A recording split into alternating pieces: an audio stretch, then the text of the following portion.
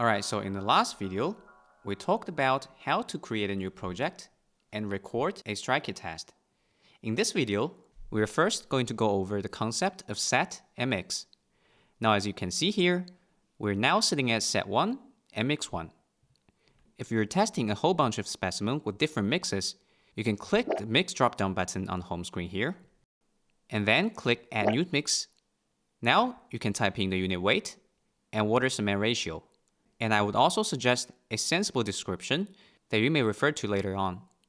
And click save. Now as you can see, we created a new mix. And also the set has been changed to set 2. Because by default, if you create a new mix, the system will also give you a new set to save all the tests. Now, if you click mix again, you'll see that we now have 2 mixes. And mix 2 has the description that you've just typed in. And if we select mix 1, the system would automatically jump to the last set that uses this mix, which is set 1. To change the mix in the set, simply click the set drop-down menu and select the set you want to change. As you can see here, you can not only change the mix, but also give the set a description. For example, we can give it the default set. So once you go back and click the set drop-down menu, you'll see that we have a description for set 1.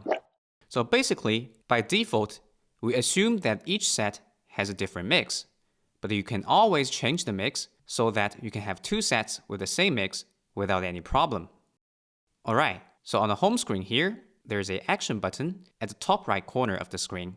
Click that and you'll have a few options here, some of which require you to use the selection button on the home screen to select the tests you want to change. For example, you can select all the tests here to enter their measure strength number if they share the same measure strength. And you can also delete tests or export test data, so on and so forth. Besides the action button is the help button. Here you will find 2 options. Help will pop up a simple help model that serves as a quick manual to the current screen.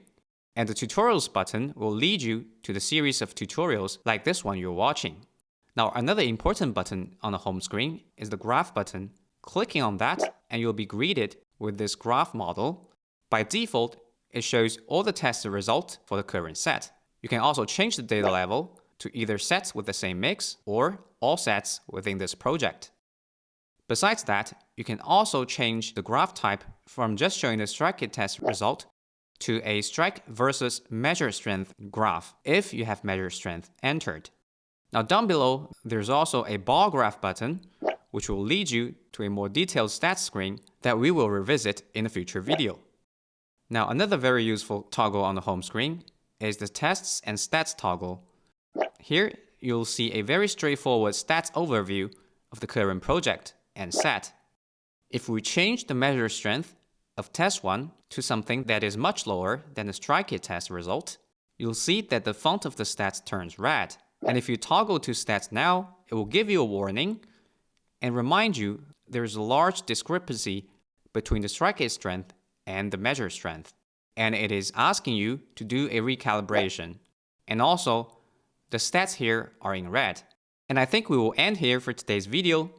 And in the next video, we're going to talk about how to recalibrate your project so that your SoundQA strength is consistent with your measure strength. I'll see you in the next video.